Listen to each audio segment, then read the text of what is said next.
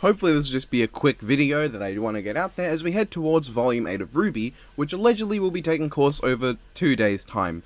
And somehow Ironwood's got a new arm, even though, like, he had... How did he do that? How did he accomplish that? Maybe there is, like, a couple days' time between Volume 7 and 8? I don't know, I've not been keeping up with news, because I don't care. However, there is some newish information that may have affected the timeline. And really, that's just because it solidified one of the two variants of the timeline. What I mean is that RWBY has one massive point in the timeline that is quite vague and unclear, and that's the time between Volume 3 and 4, or not exactly the time skip. The time skip is fine, it has been confirmed to be 6 to 8 months, so in my timeline I just said it was 7, so that it is between 6 and 8 months. Now, in the commentary of Volume 3, they state that the difference of time between Volumes 2 and 3 was over the course of the spring break. That is massive, because we all would assume, right, that Volume 3 starts in autumn, or fall for people who are in less civilized countries. However, this leads to a big issue. It does not bother the dates, because who knows what dates in Remnant the seasons go, it's not our planet. However, what it does change is that Volume 3 ends in winter, which means near the start of the year it was spring, or near the start of the volume it was spring, but near the end of the volume it was winter. That kind of massively added a lot of days to the timeline.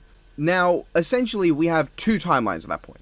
One that ends on day 371 on the 16th of August, and one that ends on day 533 on the 15th of February.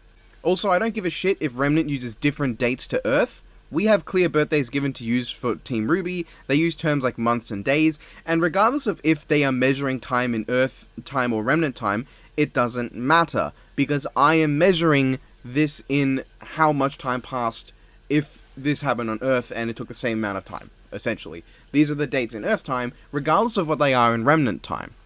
And honestly, they probably just gonna say that it works the exact same. That's what they would probably go with. It doesn't fucking matter. Shut up. That is such a stupid point to try and debunk my timeline.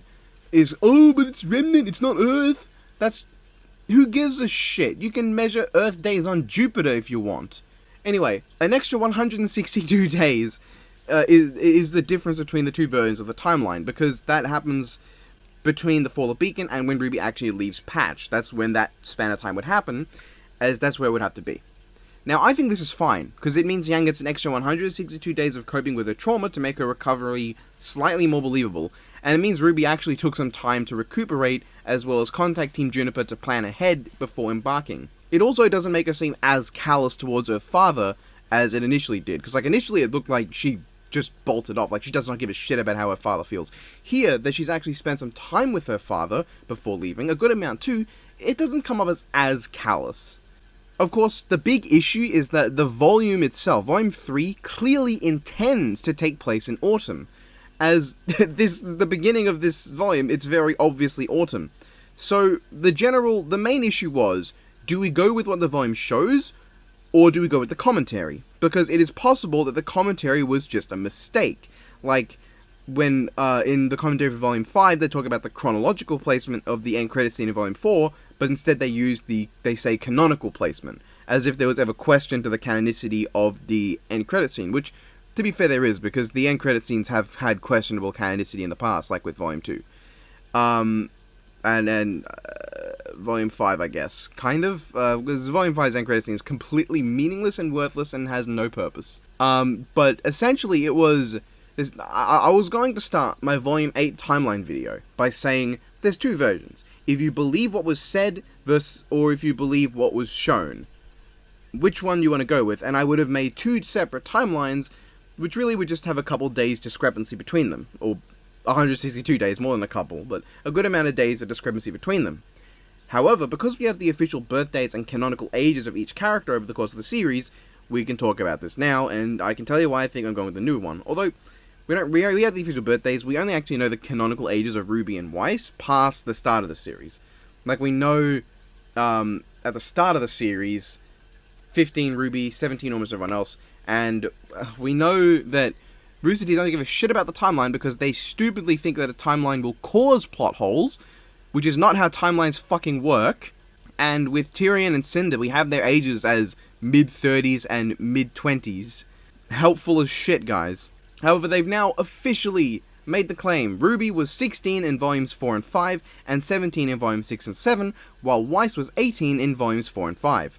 Let's try to reconcile this with the timeline. Now, Weiss is easy, right? If we went with the longer timeline, and with the knowledge of her birthday being on the 15th of May, that means she was 17 prior to the beginning of Volume 1, and 17 throughout all of Volume 1 to 3. And she would have turned 18 between the time of Whitley taking her place as heir and when she left Atlas in Volumes 4 and 5. That's fine. That means that she would remain 18 all the way to Volume 7, because May 15 does not happen until after the end of Volume 7. Ruby, however, is the issue. Her birthday is October 31st. If you're wondering where I got my dates from for my timeline, it's from the assumption that school started on the same day as it normally would in the US, that being vaguely early September. And I just went for September the 1st for simplicity's sake. That's when classes start. That is when Players in Pieces ends, is on the night before September 1st. This also lines up with the claim from Ruby that a few months passed between when she ran into Torchwick in Episode 1, and when they are in Episode 9 of Volume 1. Episode 9 of Volume 1 came out on October 31st. Now, one day ahead of that is November 1st, and that would be exactly 2 months after September the 1st. So, more or less, it does somewhat line up with the assumption that we're going with here. The discrepancy in the actual dates I've given would only be like a couple days, regardless of whether you want to move it up or down. It doesn't matter. This is just a vague approximation, but it's good enough. It's good enough for what we need. Now, our first issue is that Ruby turns 16 before the end of Volume 1. Volume 1 begins on August 29th and ends on November 3rd. That means that within that time, Ruby has already turned 16. And then she would turn 17 during the Volume 3-4 time skip. This gives us 17-year-old Ruby, however, at the wrong points in time. And if we went with the shorter timeline, then we'd have the same issue.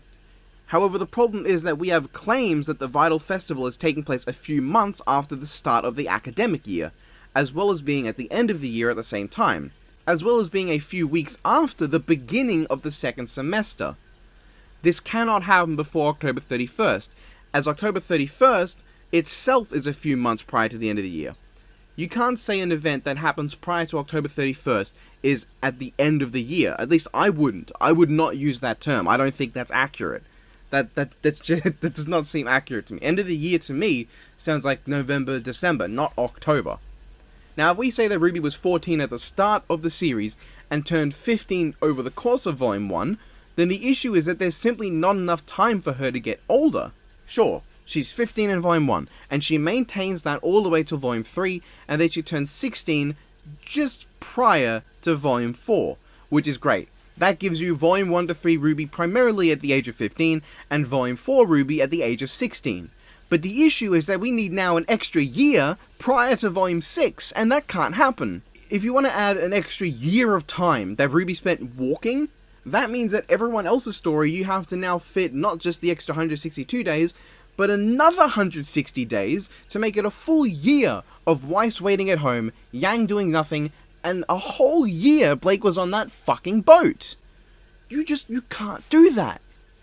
Now, the other assumption could be that maybe October 31st happened between the 2 weeks of Volume 5 and 6. Now, okay, so if we say between Volumes 5 and 6, that's when October 31st is. That causes issues on the timeline, as that means the Vital Festival happened in August.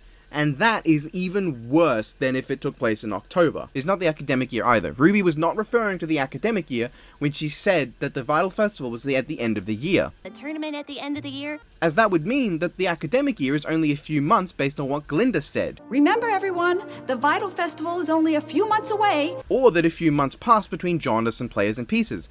But we know that couldn't happen because Glinda outright says a few weeks have passed. Mr. Ark, it's been weeks now. How can you reconcile a few weeks into a few months? You can't. And in The Stray, Ruby also says a few months passed between The Stray and Ruby Rose. Besides, the police never caught that Torchwick guy I ran into a few months ago. This just does not make sense. Months have to exist where months did not exist prior. Or we'd have to retcon Glinda and Ruby's lines into just being different things. So we know that the Vital Festival tournament has to take place at the end of the calendar year, not the end of the academic year, because that means the academic year would only be a couple months long, and that would be fucking absurd. So we need the end of the calendar year to be where the Vital Festival tournament takes place, and that is not possible if Ruby is supposed to remain 16 throughout, or is supposed to remain 15 throughout all of Volume 1 to 3, and her birthday is to be October 31st. It just does not work. As it is now, I am not going to change my timeline. I'm keeping it as it is, and I'm keeping the long year, because with the long year, Weiss is actually quite accurate. Weiss works perfectly, there's nothing wrong with her. Ruby just doesn't work though. Which I guess you could take that out of context to just refer to anything about Ruby, but she should be 16 by Volume 8. Why isn't she though? Because Rooster Teeth did not write a timeline themselves. I went through all the evidence and made this timeline that I do believe is accurate. I believe that based on the information we're given, this is a conservative enough timeline to demonstrate how much time passed. But Rooster Teeth did not. They don't give a shit. They just threw these together to have Ruby closer to a legal age. You can probably guess why. Legitimately, the fact that they have her change ages between volumes 5 and 6 shows this. 2 weeks! Outright stated, 2 weeks pass.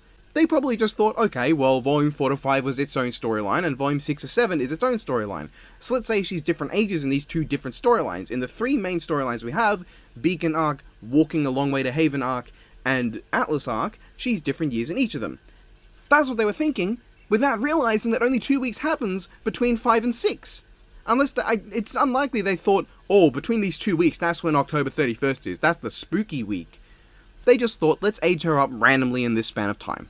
In my opinion, the ages should be based on their birth dates and my timeline, which I do still believe, and I don't think this one bit of information counteracts all the evidence that I have for the timeline being as it is. My ages are Ruby Rose is 16, Weiss Shani is 18, Blake Belladonna is 19, which is because her birthday is in January, so she can have 2 birthdays over the span of my timeline, and Yang is 18 because she was born in July. Those are the ages a character should have, with the knowledge that Yang, Weiss, and Ruby have not had their birthdays yet in the year that we're in. For example, if we were to say Volume 1 to Volume 3 was 2013, and then we say Volume 4 to the start of Volume 5 was 2014, and then around Episode 4 of Volume 5 to Volume 7 is 2015, in 2013, everyone had their birthday prior to the start of Volume 1, except for Ruby, and Ruby just has her birthday during 2013 of that span of time. And then because 2014 is the only year where we have the start and the end all taking place within the timeline, everyone has at least one birthday. And then we are now at the start of 2015. We've only gotten 2 months into 2015, and the only one whose birthday has happened at that point is Blake.